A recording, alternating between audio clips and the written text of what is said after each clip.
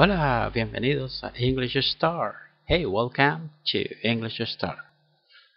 Are you ready to begin? Are you? I am ready to begin. We are ready to begin. Muy bien, continuamos entonces con nuestro cierto proyecto de inglés. Verbos irregulares, en este caso, en esta oportunidad, en pasado simple. Vamos a ver el verbo dibujar. Su pasado, como lo ven ahí, se escribe, ¿cierto? D-R-E-W o W tal vez en algunas partes le digan. Y su pronunciación va a ser drew. Drew. Recuerden que la W en inglés tiene el sonido vocal U para el español. Por lo tanto va a ser drew. La E, obviamente, un mueve sonido I, y luego la U. Drew, drew, drew. Y su significado en pretérito perfecto. Está en primera persona, ¿cierto? Yo dibujé, dibujé. Si le pusiéramos un sujeto expreso, ¿no? Diría, yo dibujé. Eh, o su pretérito imperfecto, yo dibujaba, dibujaba, yo dibujaba. Muy bien, ahora, precisamente hablando de estos pretéritos es que vamos a analizar la siguiente situación. Una pequeña oración que dice lo siguiente. He drew a ship. La traducción sería dibujó un barco. Pero fíjense que aquí tenemos un sujeto tácito. Es decir, no hay sujeto. Todo comienza desde el verbo. Dibujó un barco. El sujeto se va a interpretar de acuerdo a la conjugación del verbo. Dibujó. No podría decir yo, por ejemplo, yo dibujó o tú dibujó. No está mal, ¿cierto? Por lo tanto, del momento que uno sabe de qué manera y en qué número de personas está conjugado el verbo, va a suponer que el sujeto va a ser un pronombre de tercera persona. O en este caso, si es que conociéramos a la persona, ya sabríamos de quién estaríamos hablando. Por lo tanto, el sujeto tácito nunca va a aparecer. Lo tenemos que descubrir por nosotros mismos. Dibujó un barco. Sujeto tácito. Pero luego lo hice con un sustantivo, en este caso sustantivo propio. Sebastián dibujó un barco.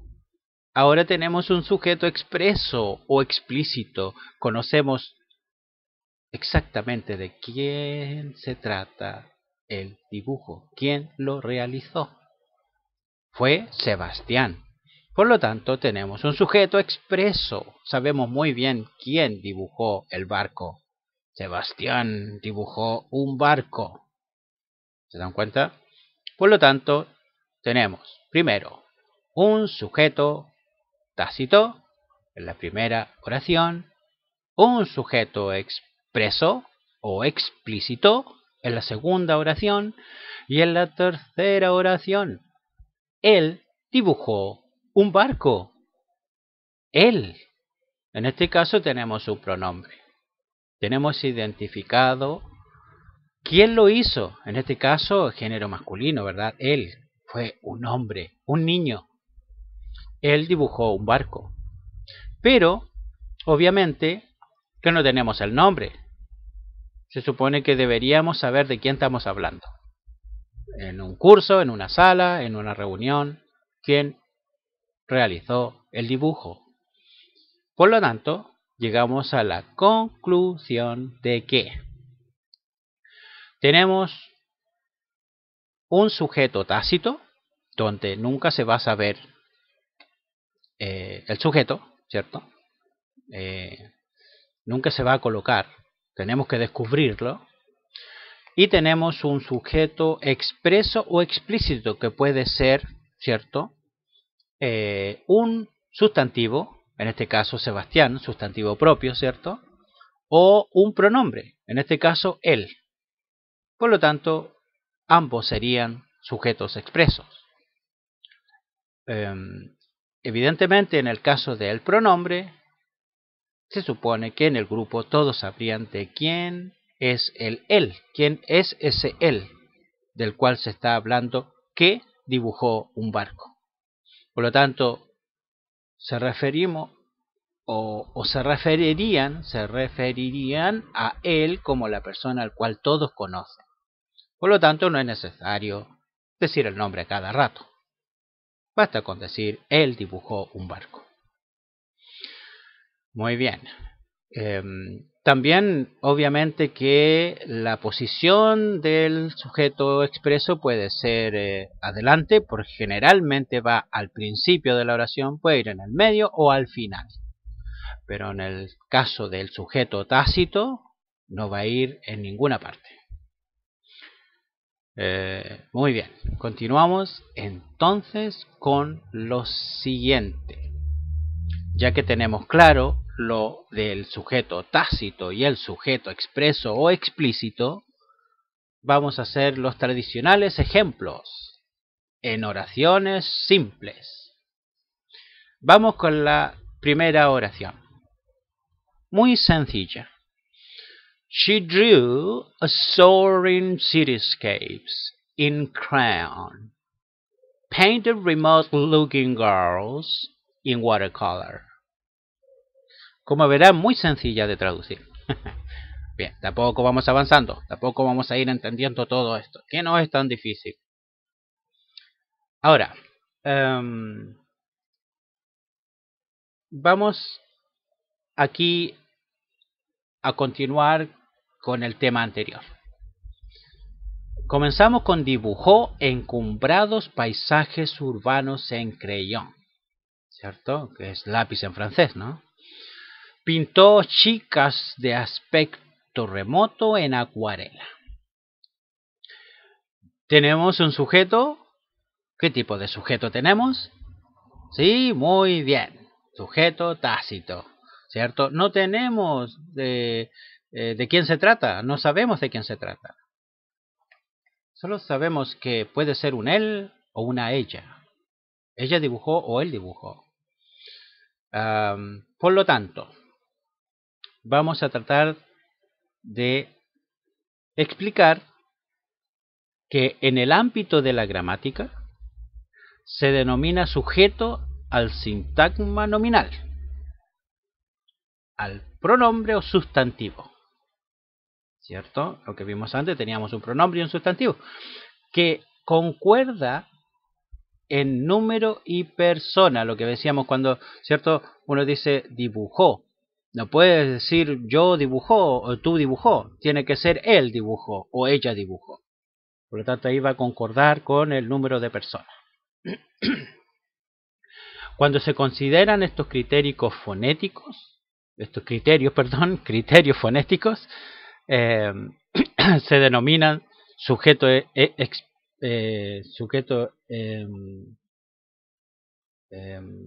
este caso se va a denominar, ¿cierto? Depende, sujeto tácito o sujeto explícito, ¿no?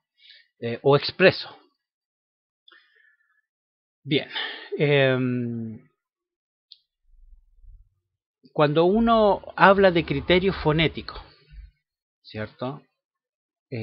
Uno va a decir, por ejemplo, yo digo un sonido, ¿cierto? Hago un sonido. Ese sonido lo hago yo.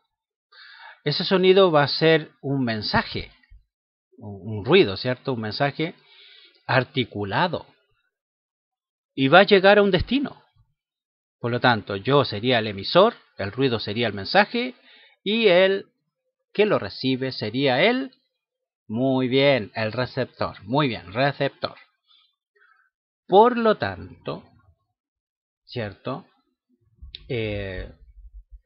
Un criterio fonético se puede definir como una disciplina lingüística que estudia los sonidos del habla humana, la realización y percepción física de los signos que componen la lengua. O sea, para explicar esto tiene que ver, por ejemplo, cuando yo les explicaba, ¿cierto?, del emisor, el mensaje y el receptor, el emisor va a ser una articulación del sonido. En este caso yo puedo decir el sonido hay.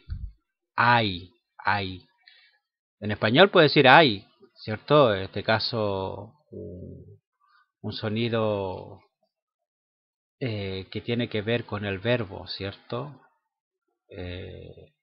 Haber. Yo puedo decir cualquier otro ruido, cualquier otro sonido. Puedo decir haber, puedo decir también el pronombre yo. Yo, digo yo, va a pasar el mensaje, digo yo, articulo el sonido yo, ¿cierto? Lo articulo, va a pasar el mensaje, ¿cierto? Y luego voy a tener un receptor, el receptor que va a escucharlo, ¿cierto? Va a escuchar mi mensaje, yo, y obviamente me va a contestar, ¿qué quieres decir con yo?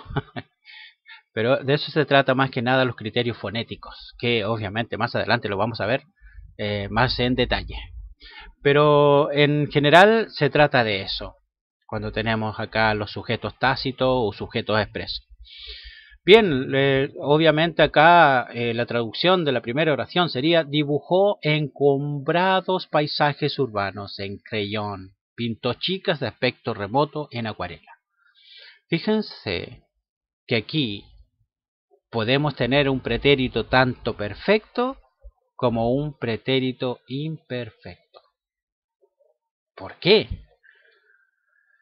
Fíjense que si yo estoy hablando de un estudiante o de una estudiante en una clase que se realizó ayer, puedo decir un pretérito perfecto. Ella dibujó encumbrados paisajes urbanos en creyón y pintó chicas de aspecto remoto en acuarela.